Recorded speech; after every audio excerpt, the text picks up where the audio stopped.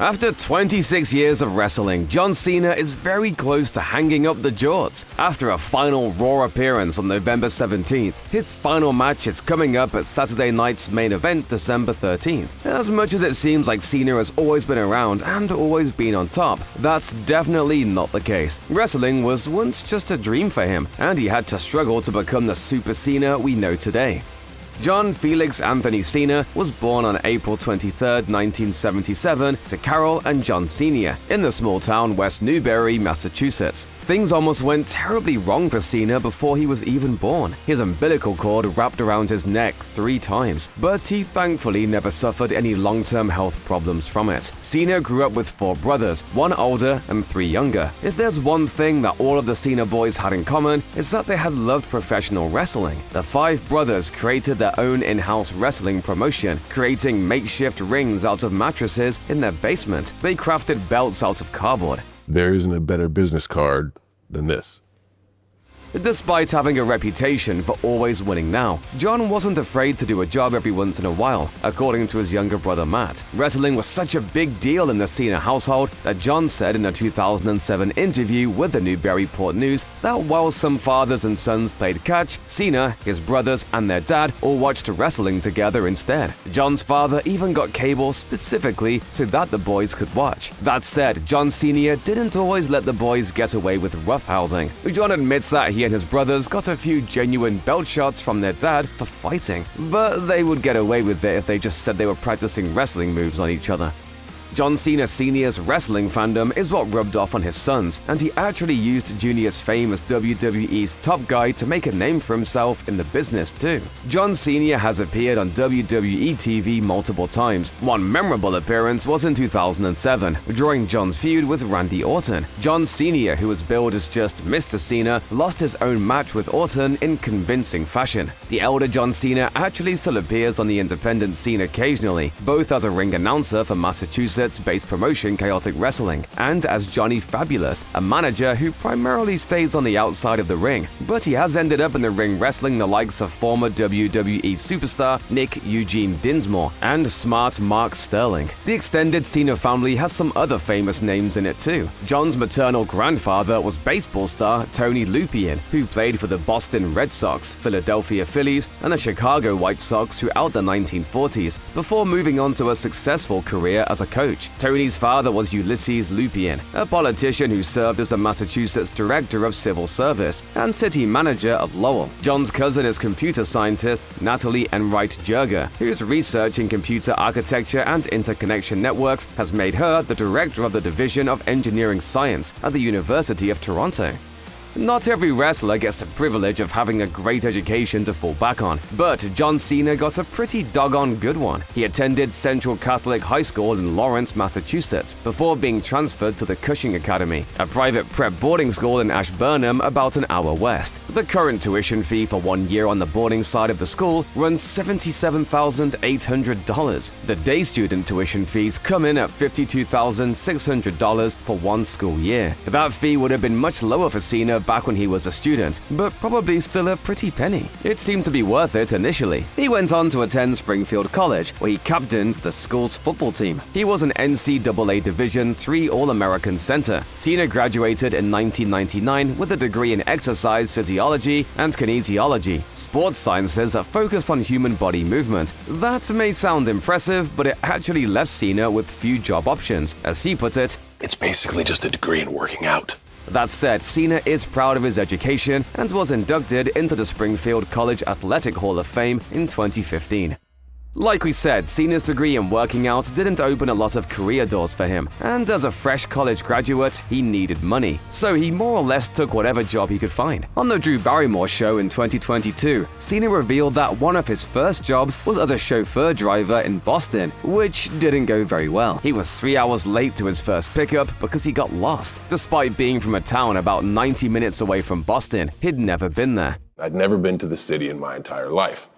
I was given a job driving Lincoln Town cars to and from Logan Airport, a place I'd never been to in my life. Barrymore noted that Cena was also a groundskeeper at a golf course and an ice cream scooper. By the end of 1999, Cena moved to California with just $500 in his pocket. He first found a gig moving fitness equipment before landing a job in the store at the iconic Gold's Gym in Venice Beach. In a 2017 interview with ESPN, Cena claims that he was earning $6 an hour. He added, "If you wanted to know about nutrition, protein, or apparel, I was your guy." One of John's younger brothers, Dan, would go on to become a police sergeant, a line of work that Cena himself almost took up. He applied to be in the California Highway Patrol, but failed the entry exam. He also intended to join the Officer Candidate School of the Marine Corps after failing to become a cop, but never followed up on it. When you watch John Cena wrestle, you see his larger-than-life persona, his outsized physique, and his high-impact moves. But eagle-eyed fans who might look a little closer might be able to spot two white polka dots on his right shoulder and right pec. They were caused by two different instances where Cena was told he had skin cancer. Cena told People magazine that because he grew up next to a beach, he was used to playing out in the sun with his brothers and friends, going to carnivals and hanging out down by the port. When he eventually moved to California after college, Cena never wore any sunscreen when he was outside because, quite simply, he never thought the sun would affect him. But a dermatologist told Cena that he had developed a cancerous spot on his right pec, which ultimately got removed. But the fact that he was told at such a young age that he had cancer truly shocked him. A little over a year later, he developed a second spot, this time on his shoulder, which was removed as well. Since then, Cena has taken extra care of his skin, both in the sun and out of it. In March 2025, Cena partnered with the healthcare brand Neutrogena to promote their new Ultra Sheer Mineral Sunscreen, while also promoting the importance of skin safety. They had some fun with what could be a heavy topic though, with the ads joking about how no one could see Cena. Hello? You can't see it. And cut. You know you can't do that. Registered trademark. Working at Gold's Gym for basically minimum wage wasn't what Cena moved out west to do. His goal was to become a champion bodybuilder. He had been lifting weights for a long time. After being picked on for being skinny, a 12-year-old Cena asked Santa for a weightlifting bench. He got it for Christmas and never stopped working out from there. He loved getting fit so much he studied it in college. By the time he graduated, Cena was so large that he thought a career in bodybuilding was perfect for him. Footage of Cena's bodybuilding competitions can still be found online, with the future WWE champion rocking an extremely small pair of Speedos and a dark enough spray tan to make Bron Breakker blush. Sadly, Cena never won any major competitions, which is why he worked so many odd jobs and nearly moved back to Massachusetts. Cena's bodybuilding dreams have come up a few times in WWE storylines. In 2011, CM Punk famously noted that Cena only became a professional wrestler because he couldn't hack being a bodybuilder. In reality, Cena's size and strength still impresses his peers. The Big Show once called Cena one of the strongest men he's ever been in the ring with. Cameron Grimes claimed that Cena is so big, he wears XXL t-shirts to the ring. Cena has always been pretty open about the period in California where he lived in his car, a 1991 Lincoln Continental. I had a choice.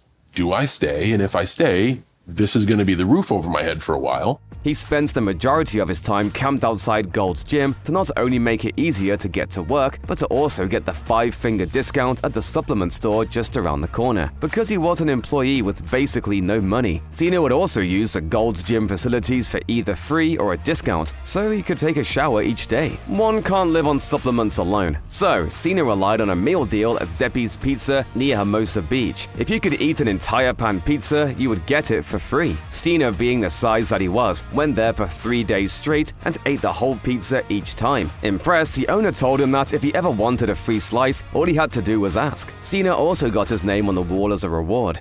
Bodybuilding and pro wrestling have always been linked to one another, so it's no real surprise that Cena soon found out about a local wrestling school from some friends. Cena decided to start training, but not necessarily with a career in mind. He just thought it'd be a fun hobby. Cena started at Ultimate Pro Wrestling's Ultimate University, run by Rick Bassman in Santa Ana in 1999. Some of Cena's earliest days at the school were captured on camera for a Discovery Channel documentary called Inside Pro Wrestling School, where the future WWE champion is largely the focal point. When you get in the ring with the reigning UPW champion, you have no chance. As for his gimmick, Cena called himself the prototype. The idea was that he was half man, half machine. He would move like a robot and talk in an authoritative monotone voice. Just when the prototype was ready to kick someone's butt and wrestle, he would rewind, reversing everything he just said and tell his opponent a second time that their butt was going to get kicked. The gimmick didn't necessarily go anywhere, and Cena himself has called it 100% crap. But there's always a trial and error period in discovering what works in pro wrestling. Cena's first official match was on November 5, 1999 at UPW's Entertainment Overload event. He defeated Funky Billy Kim and Troubled Youth in a handicap match. From there, he won the UPW Heavyweight Championship, and in October 2000, he even wrestled a dark match in WWE. UPW and WWE had a good working relationship, and after being impressed by what they saw, WWE signed the prototype John Cena to a developmental contract in 2001. Cena uprooted his life once again. He was assigned to the developmental Ohio Valley Wrestling territory to perfect his skills, and for a while he kept the prototype gimmick. Under the guidance of Jim Cornette, Cena and the rest of the OVW roster got molded into TV-ready stars. The class of 2002 was absolutely stacked. Cena, Brock Lesnar, Batista, and Randy Orton became known as the OVW4, considering all the championships they all won. But the class also included Shelton Benjamin, Rico, and Nick Dinsmore. They were the building blocks of the Ruthless Aggression era in WWE. By mid-2002, the prototype shed his robotic trappings and showed up on SmackDown as just John Cena to confront Kurt Angle. He didn't pick up the win that night, but it was clear that WWE had high hopes for the young upstart. He was almost fired for not living up to expectations right away. But after being heard rapping about a can of tuna fish by Stephanie McMahon on a European tour, he would stop doing spot shows for OVW as a prototype and fully transformed into the Doctor of Thugonomics. From there, it was on to 17 world championships and massive superstardom.